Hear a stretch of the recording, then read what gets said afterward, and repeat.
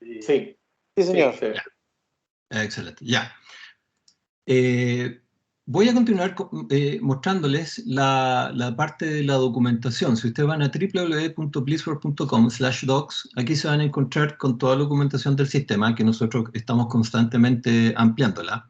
Y por ejemplo, lo que acabo de revisar de los perfiles, está ahí, ¿cierto? En esa sección, y aquí van a poder ya ver en más detalle y tenerlo como referencia posterior. Incluso pusimos una tabla de qué es lo que puede hacer cada uno, ¿cierto? Porque obviamente lo que se menciona en un curso a la rápida muchas veces no se puede incorporar. Entonces, de esta manera, ustedes lo tienen ahí siempre a su disposición. Ahí está, por ejemplo, la API, cómo se hace la integración con webhooks y todo eso. ¿Ok? Recuerden, www.blissworks.com/docs. También a través de la página de Partners tienen acceso a esa sección. Ok, continuamos. Ahora ya vamos a entrar, ya que hicimos el recorrido, vimos la parte de la descripción, ¿cierto? También vimos cómo se administra la cuenta, vimos la administración de perfiles. Ahora ya vamos a entrar a crear procesos propiamente tales. Eso se hace en la sección de procesos. ¿Ok? En esta sección, en la medida que ustedes tengan el permiso para acceder a ella, van a encontrar todos los procesos que su organización ha implementado. ¿Ok? Ustedes van a ver de partida estos procesos con este color que están activos, ¿cierto? Porque están ahí marcados como activos, quedan con ese color, y además son públicos, ¿ya? ¿Qué significa activo? Que se puede iniciar un caso de ese proceso. Por el contrario, un proceso que está inactivo, como este, por ejemplo, o como este, de esos no se puede iniciar un caso. Ojo que cuando yo creo un proceso, lo activo y se inician casos, pero después lo desactivo, los casos que ya partieron van a continuar a pesar de que yo desactive el proceso. ¿Ok? La activación o inactivación tiene que ver con si yo puedo iniciar casos. Entonces, por ejemplo, en este, si yo lo activo, me pide confirmar, yo le digo que sí, significa que de ese momento en adelante yo puedo iniciar casos de este proceso. Por el contrario, si yo lo desactivo, significa que no se pueden iniciar casos y los que se hayan iniciado van a continuar. Además, hay algunos procesos en que el candado está cerrado. Esos son los procesos privados. ¿Qué significa privado? Significa que solo es visible para los miembros de la organización. Por ejemplo, si ustedes tienen un proceso de recursos humanos para hacer solicitar un reembolso de gastos, obviamente que eso no puede estar abierto al mundo. No tiene sentido que de otras empresas se pida un reembolso de gastos, ¿cierto? Entonces, en ese caso, ustedes van a tener un proceso privado. Entonces, aquí este que era privado yo ahora lo voy a dejar como público y eso significa que todo el mundo lo ve y si yo lo vuelvo a pinchar va a quedar privado y significa que lo vemos solamente al interior de la organización. Rápidamente con este botón ustedes van a las analíticas, es decir, a los tableros, con este van a los reportes, con este editan un flujo de trabajo una vez que ya está creado y con este eliminan el flujo, ¿cierto? Tal como lo indica cada uno. Ojo que cuando ustedes eliminan un flujo, un proceso, de partida eso es asincrónico, entonces puede tardar de media hora a un par de horas en eliminarse el flujo de trabajo y va a eliminar toda la información asociada, es decir, sus tableros y todo lo demás, ¿ok? Incluyendo sus casos. Entonces, para crear un nuevo flujo yo voy al final y aquí va a haber este botón que me permite a mí crear un flujo que le voy a poner curso, le voy a dar una ID. Ustedes se van a dar cuenta que en todas partes, mientras yo creo un flujo de trabajo, el sistema pide una ID, ¿ya? Un ID es un identificador computacional del elemento que yo estoy creando, en este caso este flujo de trabajo que se llama curso. ¿Para qué se usan? Esos ID se utilizan normalmente cuando yo tengo que hacer integraciones o reportes o tableros, en fin, una serie de elementos en que tengo que hacer referencia al proceso o al caso a través de este identificador computacional. Por eso en los formularios, en varias partes, ustedes van a encontrar que se pide un ID, además del nombre humano, por llamarlo así. Bueno, yo lo voy a crear y va a aparecer aquí el flujo de trabajo. Inicialmente este flujo de trabajo va a aparecer inactivo, va a aparecer público, ¿ok? Yo lo primero que voy a hacer, por seguridad, lo voy a dejar como privado, a pesar de que está inactivo, nadie lo va a poder hacer, pero yo por precaución lo voy a poner privado, ¿cierto? Y voy a ir a su diseño. Cuando yo entro al ambiente de diseño de un flujo de trabajo, me voy a encontrar con esta pantalla, que primero me lista los formularios que componen el flujo de trabajo, es decir, las actividades que tiene, ¿ok? Además me voy a encontrar con los datos adicionales, que son información que se despliega en el listado, aquí en el escritorio, ¿cierto? Yo puedo desplegar una información adicional del proceso y aquí es donde yo hago esa definición. Lo vamos a ver más adelante cómo se hace exactamente eso. En las analíticas es donde yo creo, obviamente, las analíticas, lo mismo para los reportes. Y la traza me entrega a mí un listado de todas las llamadas de integración que se han realizado del proceso. Como esta no tiene nada, no me va a aparecer nada. ¿Ok? Voy a volver acá. Y para ir al diseñador gráfico del flujo, yo pincho acá, en este botón. Cuando yo creo un flujo de trabajo, ese flujo de trabajo no hace nada. Tiene un inicio y un término y no tiene ninguna actividad intermedia. ¿Ya? Entonces yo lo que tengo que hacer y que voy a hacer a continuación es crear una nueva versión de ese flujo de trabajo para que haga algo útil, algo de verdad. Entre paréntesis, yo puedo cambiar el icono del flujo de trabajo a través de esta imagen que está acá. Yo la pincho y elijo otra imagen para asignarle. Yo ahora voy a dejar la imagen por defecto, cancelé para dejar esta imagen por defecto, ¿cierto? Y obviamente lo que espera es un archivo de imagen, es decir, JPG o PNG, la resolución recomendada de 120 por 120. Si es más grande el sistema la va a escalar, y ahí hay que tener cuidado porque al momento de escalarla se puede distorsionar y puede pesar hasta 1 megabyte. ¿Ok? Bueno, yo voy a crear, como les decía, una nueva versión. Acá veo las versiones que hay en este minuto, que es la publicada en la 0, que no hace nada, entonces yo tengo que crear una nueva versión que va a adquirir un número secuencial con respecto a la anterior, es decir, la 1. Yo después, si publico la 1 y creo una nueva versión, va a ser la 2, y después la 3, y así sucesivamente. Y aquí sí, ya yo puedo empezar a trabajar con el flujo de trabajo propiamente tal. Por ejemplo, puedo ponerle una descripción que hace esto.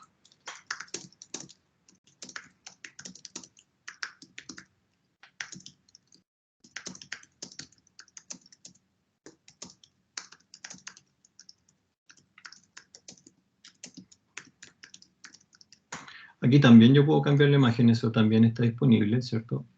Y acá ustedes van a ver el control de cambio. ¿Qué es lo que es el control de cambio? Me va a decir el código del usuario que lo creó, cuándo se modificó y la versión que está ahora, ¿cierto? Es una información de auditoría que utilizamos para depuración.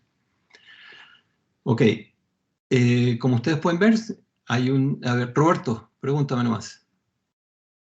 Ya, consulta. Sí. Si yo puedo ver los flujos de trabajo que son públicos, ¿yo puedo tomar un flujo y modificarlo siendo de otra empresa? ¿O esto es solo los flujos públicos son dentro de la misma empresa? Los flujos públicos solamente se pueden iniciar desde otra organización, no se pueden modificar. Cuando yo Ya. ingreso al ambiente de flujos, solamente veo los flujos de mi organización. Ah, perfecto. ¿Ya? Ok. Bueno, como les estaba comentando aquí, lo que hay es algo parecido a BPMN, ¿cierto? La notación de BPM.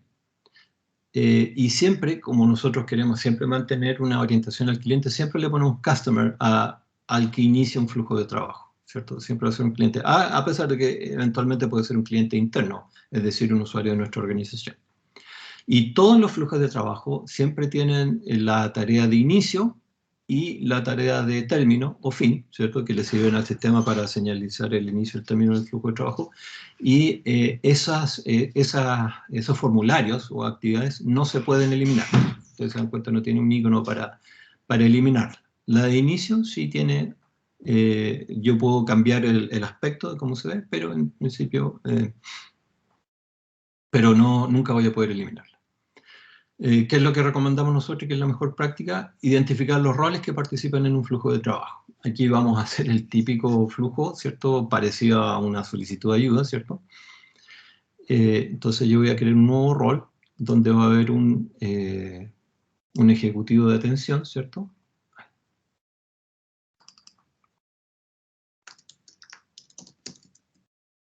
Así se llama ese rol, ¿cierto?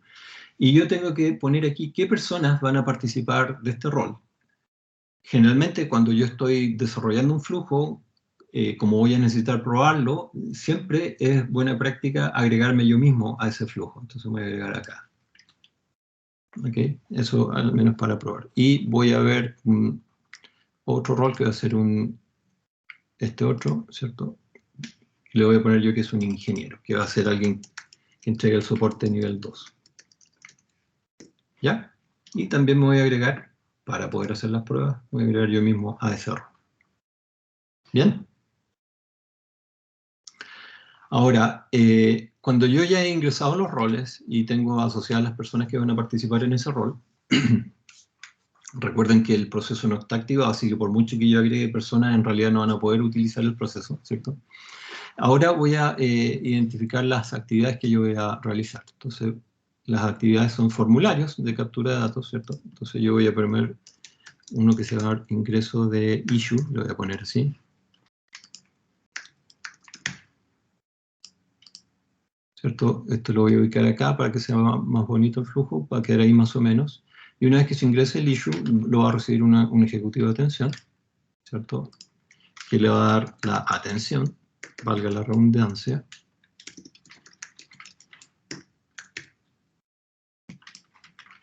¿Cierto? Voy a ubicarlo acá. Y después, si es que el ejecutivo no puede resolver el problema y tiene que escalarlo, va a pasar a otra actividad que le va a hacer el ingeniero, que le vamos a poner resolución.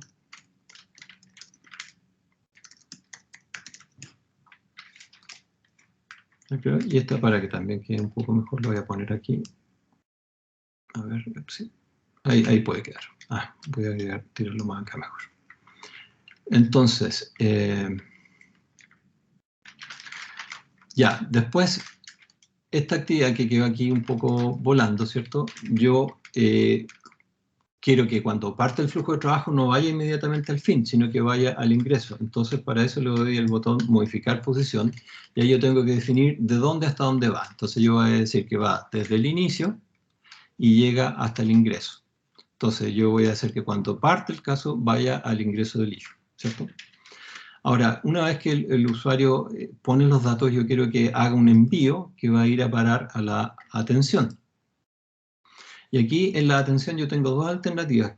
Me faltó una actividad. Vamos a ver, aquí voy a agregar otra actividad que es ver resolución.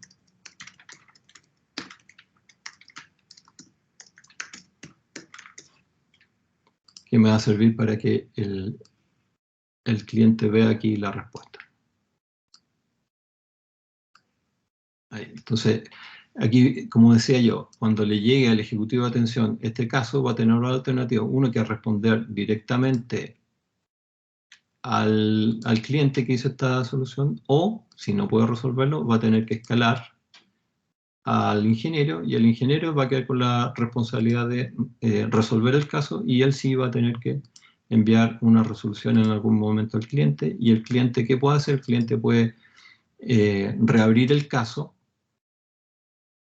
o puede aceptar la resolución y terminar. ¿Ok?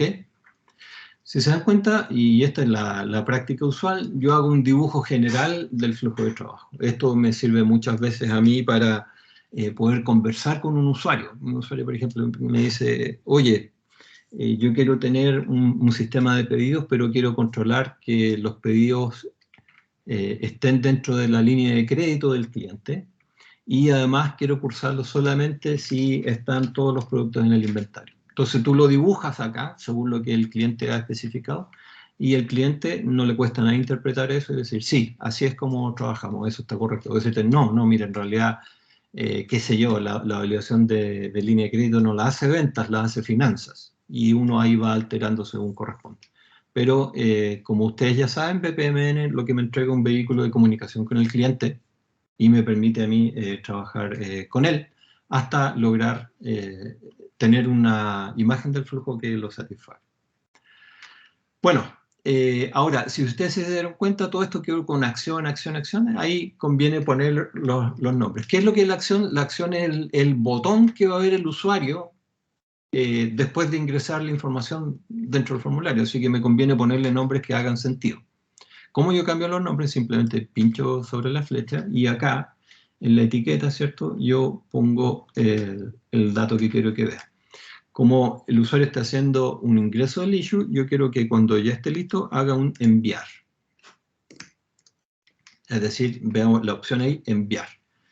Quiero que el color de fondo de este botón lo voy a poner rojo, para que, no sé, para que sea más destacado.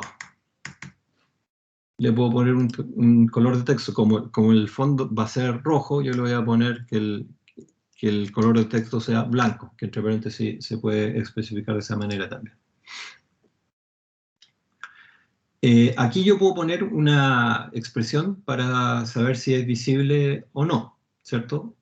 Por defecto es siempre visible la acción, pero yo podría hacer que dependiera de algún dato del formulario, que es algo que vamos a ver más adelante, ¿cierto? Y puedo seleccionar el ancho del botón que me ocupe todo el ancho del formulario o la mitad solamente. ¿Ya? Vamos a dejar completo. Y si necesita confirmación. ¿Qué significa eso? Que cuando el usuario presiona el botón, el sistema le pregunta, ¿está seguro sí o no? Y si dice que no, vuelve. Y si dice que sí, procede. ¿Ok?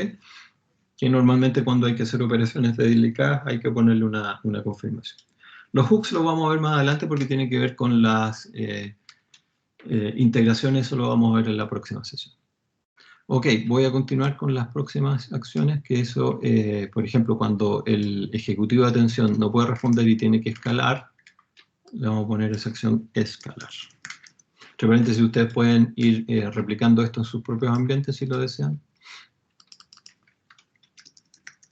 A ese le vamos a poner responder, a ese le vamos a poner resolver. Esta otra acción la vamos a poner reabrir.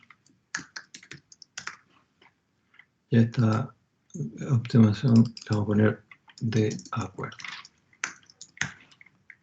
¿Cierto? Y también le vamos a poner confirmación para que no se vaya a equivocar el usuario. ¿Ya? Entonces, ahí estoy listo. Si se dan cuenta, no hay ningún botón grabar en este ambiente. Los cambios que ustedes van haciendo se van guardando automáticamente. Además, si ustedes se fijan, aquí aparece una burbuja con mis iniciales, EE. ¿Por qué ocurre esto? Porque podría venir otro usuario, ingresar de mi organización, ingresar al flujo y aparecería su burbuja y nosotros podríamos trabajar colaborativamente en esto. ¿Ok? A ver, no lo voy a demostrar ahora porque no disponemos del tiempo, pero ustedes lo pueden probar. Dos de ustedes pueden, uno crea un flujo y después ambos se conectan a él y van a aparecer las burbujas y van a ver que pueden colaborar y editar el flujo de trabajo al mismo tiempo. ¿Ok? Obviamente que si ustedes crean una acción que no necesitan, se equivocaron y la pueden modificar de posición para hacer que vaya donde corresponda o pueden eliminarla y en ese caso va a desaparecer. ¿Va? Ok, creo que estamos listos con este flujo básico, cuyo objeto es simplemente revisar la generalidad. Dime, Rafael. Sí, Eduardo, volviendo al punto ese que mencionas de la colaboración, si yo hago un flujo y ese flujo lo estoy revisando con un compañero que está en la oficina de al lado, poniendo un ejemplo, él tiene igual permiso que yo para modificar el flujo. Yo vengo y hago el flujo, pero él hace una modificación a la par que yo estoy haciendo la modificación. ¿Cuál es la que queda cuál es la versión que queda como válida, digámoslo, usando un término? La modificación que Sí, hizo él, la que hice yo, ¿qué la pasa si última. Queda la última. así sea el microsegundo después que yo, esa es la que queda? Así es. Ok. Ujú. Así es. Va a quedar la última. Y lo otro es que obviamente que ambos usuarios tienen que tener el permiso que les permita acceder a la edición del flujo. Vale decir, tiene que ser administrador global, administrador del flujo o diseñador del flujo. Con cualquier otro rol, perdón, con cualquier otro perfil, no rol, con cualquier otro perfil, obviamente no va a tener acceso y no va a poder colaborar contigo en el diseño del flujo. ¿Ok? Bien, ahí nosotros tenemos las actividades, sabemos el comportamiento, cómo va a fluir esto, cómo va a ir de un lugar a otro, pero tenemos que poner adentro la captura de la información que yo voy a necesitar, ¿cierto? Entonces, vamos a partir por el principio y vamos a editar el primer formulario que corresponde al inicio. Ok, aquí les presento el editor de formularios para los que no lo conocen, con que se van a encontrar aquí con un botón para volver al flujo.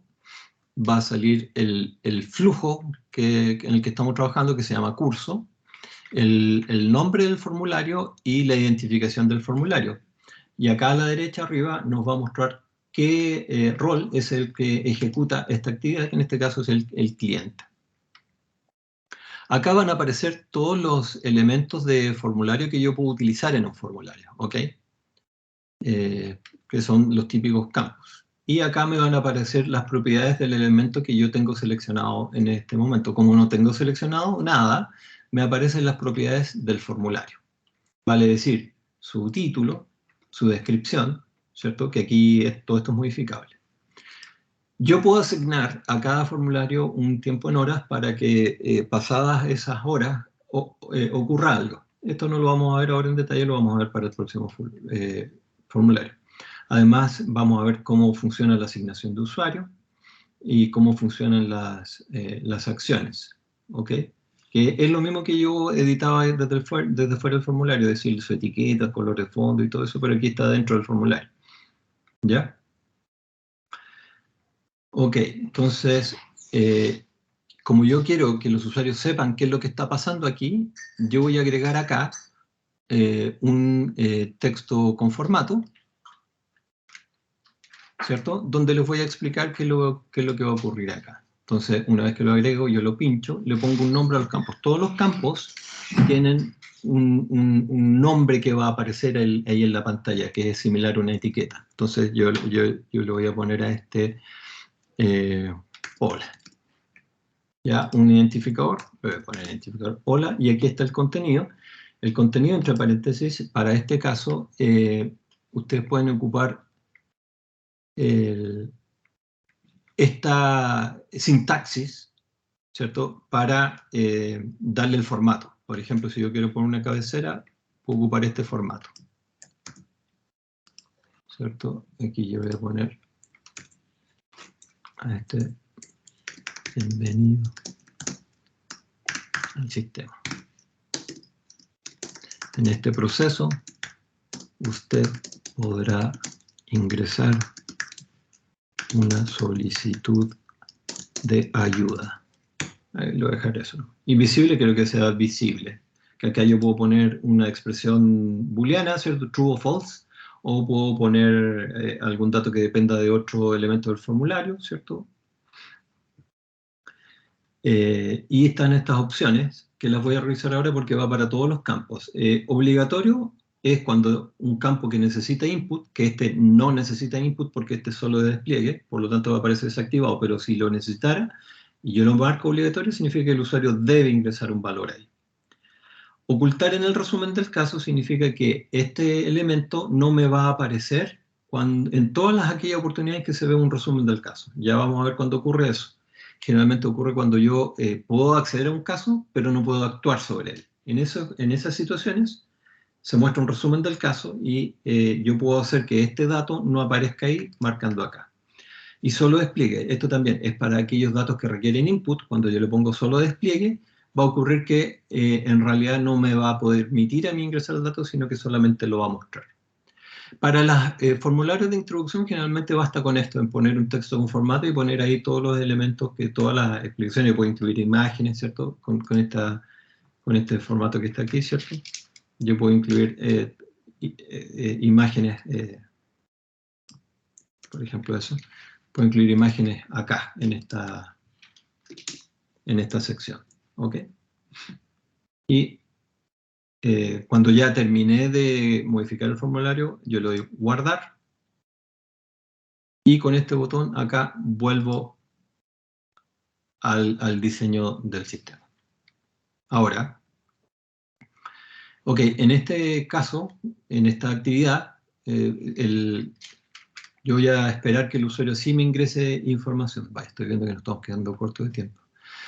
Aquí sí voy a ingresar información, entonces aquí sí vamos a ocupar ya todos los widgets que necesitamos para que lo vayamos conociendo. Entonces, como les decía, cuando uno ingresa a un formulario, por defecto me aparecen las propiedades del formulario. Entonces, aquí yo voy a poner algo más que tenga más significado. Entonces le voy a poner, por favor, ingrese los datos solicitados para que atendamos su requerimiento a la brevedad. ¿Ya? Entonces, aquí, como este texto aparece bajo el título cuando yo ejecuto el flujo, ahí yo puedo poner instrucciones que van a servir para que el usuario sepa qué es lo que tiene que hacer en esa situación. Aquí ya vamos a trabajar con el tiempo asignado en horas. Supongamos que un usuario inicia el caso porque tiene un problema, empieza a ingresar la información, pero se da cuenta que en realidad estaba cometiendo un error y que en realidad no hay ningún requerimiento que hacer. En ese caso, en esa situación, mejor dicho, el usuario va a abandonar el caso y va a quedar ahí botado y nos va a pasar que en todos nuestros listados nos va a aparecer un caso que en realidad es un caso zombie, que en realidad no hay nada que hacer con él. En esa situación, como en otras, este es solo un ejemplo, yo puedo poner un tiempo asignado en horas para que ocurra algo pasado ese tiempo. Entonces yo le voy a poner, por ejemplo, que a las 2 horas en que no se haya completado esta acción, es decir, nadie haya ejecutado alguna de las acciones del formulario, pase algo. ¿Qué puede ser ese algo? Que en realidad no pase nada y simplemente funcione como un cronómetro ese elemento, o que se cierre el caso, ¿cierto? Entonces, si yo le pongo en esta situación que se cierre el caso, ¿qué va a pasar? Que el usuario va a abandonar ese caso, pero 2 horas después, como no va a haber pasado nada, el sistema solo va a cerrar el caso y no va a estar a mí apareciéndome en los listados ni me va a mí contaminar todo lo que está ocurriendo dentro del sistema.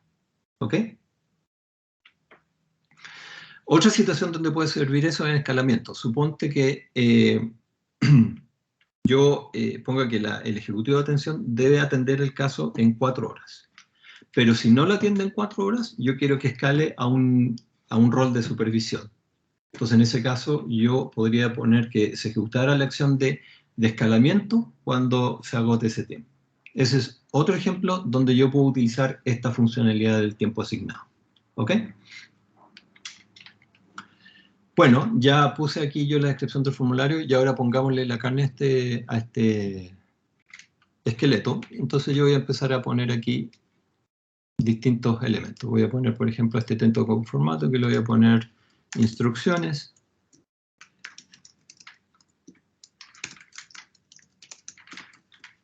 ¿Cierto? Le voy a poner aquí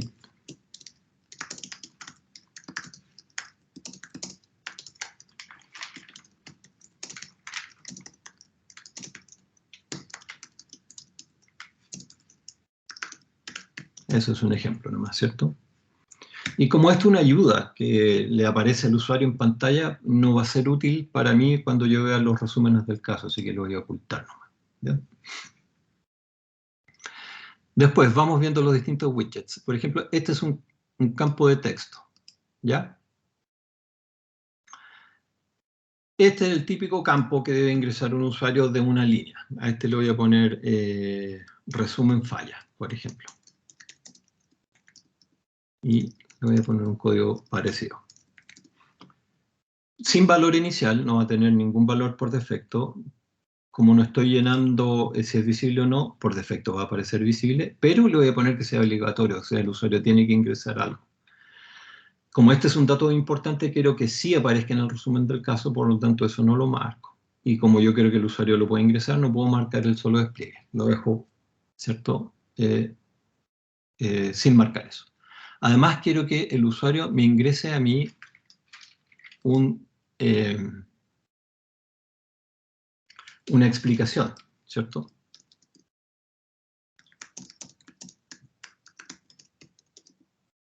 Voy a poner detalle, ¿cierto? Y también va a ser obligatorio. El root. El root es igual que un campo de texto, en realidad no lo voy a usar ahora, pero lo voy a tirar ahí. A ver. Ahí. No lo voy a usar ahora, lo pongo ahí siempre para demostrarlo. Es similar a un campo de texto como el que está arriba, con una diferencia, que lo que yo tengo que ingresar, ¿cierto?, tiene que cumplir con el formato de root, ¿ok? Root es una identificación de impuestos que se utiliza en Chile. No tenemos un validador de Tax ID para otros países. Eso ocupa en Chile. Pero en Chile es muy utilizado, así que por eso nosotros lo consideramos. En este caso yo no lo voy a incluir, así que simplemente lo voy a eliminar. Y aprovecho a mostrar cómo se elimina un widget, pinchando en el papelero ahí, se va. Texto validado. Un texto validado es similar a un campo de texto, pero en el que lo que yo ingrese tiene que cumplir con la expresión regular que yo ingrese acá. ¿Cómo es una expresión regular? ¿Cierto? Aquí nosotros enlazamos un constructor de expresiones regulares que sirve para que tú puedas probar la expresión regular que necesitas leer. Se está demorando en cargarla, pero voy a saltar acá. Entonces, por ejemplo, yo puedo poner fono de contacto, fono, ¿cierto? Y aquí yo podría poner una expresión que corresponda a un número de teléfono válido, ¿ya? Supongamos que yo puedo aquí pedir una evidencia de la falla. Entre paréntesis, el fono de contacto, ya voy a ingresar la expresión regular, pero por mientras yo le voy a poner que es obligatorio, ¿ya? Y evidencia de falla, aquí yo le voy a poner foto como ID, ¿cierto? Sin valor inicial porque esto es un archivo. Y a este no lo voy a poner obligatorio porque el usuario puede ser que no tenga una falla. De hecho, aquí convendría ponerle opcional. ¿Ya? Con esto el usuario va a obtener la oportunidad de subir un archivo. ¿Qué otro widget tenemos? El campo oculto. El campo oculto es un dato que yo utilizo dentro de un flujo para, por ejemplo, para controlar el flujo, para almacenar un dato temporal o cualquier otro elemento que el usuario no ve.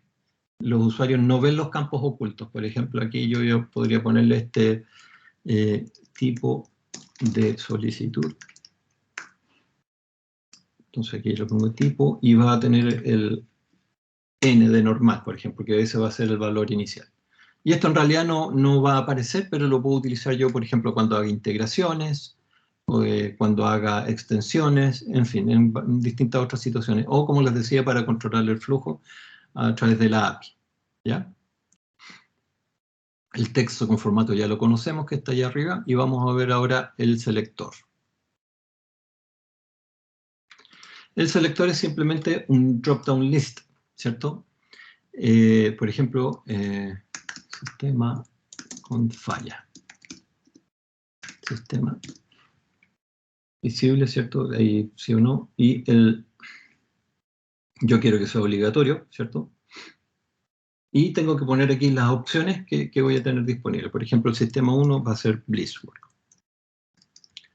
El sistema 2 va a ser Optimiza, que es otro sistema que nosotros tenemos por ahí. El sistema 3 va a ser qué sé yo, logística inversa.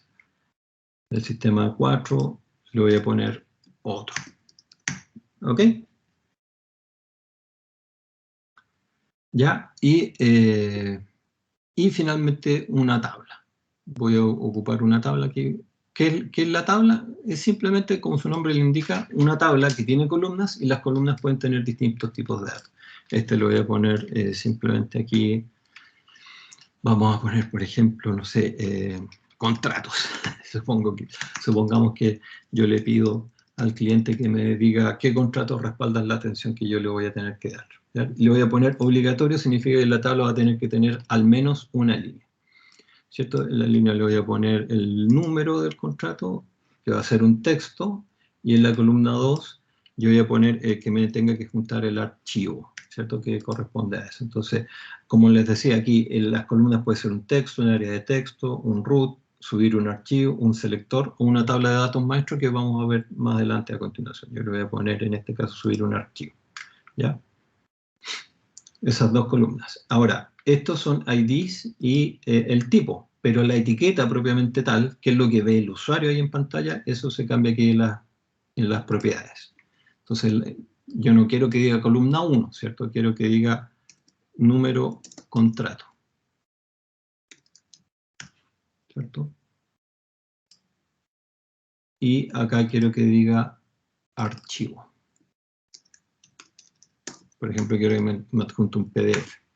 ¿Cierto? Entre paréntesis, para cada columna yo puedo establecer un ancho en porcentaje en relación al 100%, que es todo el ancho de la tabla, y puedo definir que la columna sea de solo despliegue, es decir, que el usuario no la pueda modificar, que eso es muy útil, por ejemplo, cuando yo tengo, calculo datos a partir de otro, que eso se hace con el selector maestro, que lo vamos a ver más adelante, porque si no se nos va a complicar mucho. Y yo con eso guardo el formulario, porque con eso tengo ya para que empecemos a trabajar. Consultas, preguntas hasta este momento. Por mi parte ninguna, esperando ver el formulario nomás.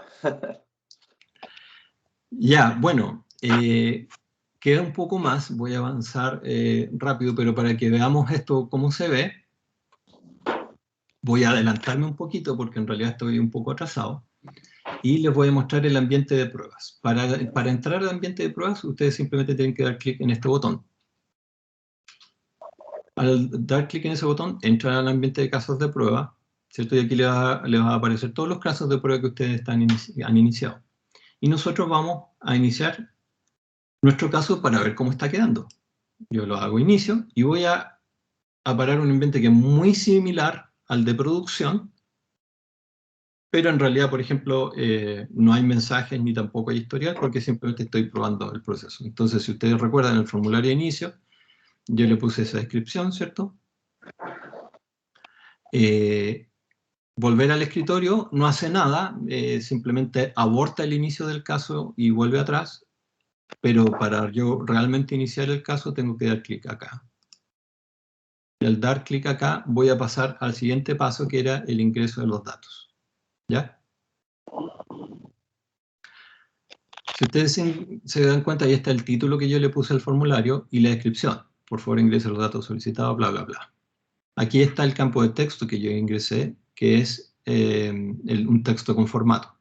Y aquí están todos los campos que yo agregué, que ahí están viendo ustedes cómo funciona. Ya, cuídate. De hecho, por ejemplo, si yo hago enviar acá, como yo a esta acción le puse que tuviera confirmación... ¿Cómo? Jack, yo voy a salir a las 12. Ya.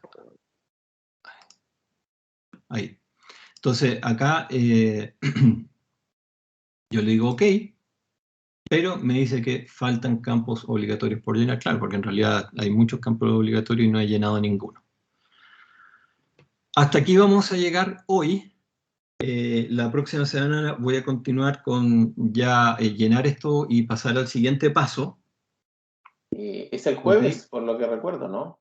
El jueves, ¿ok? Ah, Porque el tiempo está fallando. Voy a ir un poquito más rápido en esa oportunidad y voy a confiar en que ustedes me van a interrumpir si es que no se entiende lo que yo estoy planteando, ¿ok? perfecto. Bueno, les agradezco la atención, agradezco sus preguntas y ahora los dejo con Miguel para que haga el cierre de la sesión. Muchas gracias. Bueno, gracias Eduardo por todas las explicaciones. Bueno, los dejo invitados para la siguiente actividad que vamos a efectuar el día jueves. Cualquier duda técnica de lo que revisamos, van a poder volver a ver este video en nuestro canal de YouTube. Y también le pueden escribir a Eduardo al correo edo@blisswork.com. Y respecto a los temas comerciales de preventa, propuestas o necesidades de hacer presentaciones a potenciales clientes, me pueden contactar a mí, a mi correo miguel@blisswork.com. Encantado de poder ayudarlo y poder facilitar todo el proceso de introducción de la plataforma a sus clientes. Así que cuenten con eso. Bueno, muchas gracias a todos por la instancia, por participar y nos vemos en el próximo taller. Perfecto, muchas gracias a todos. Chao, Gracias, nos vemos. buenas tardes, chao. Gracias, chao, Gracias a chao. todos. Hasta luego, chao.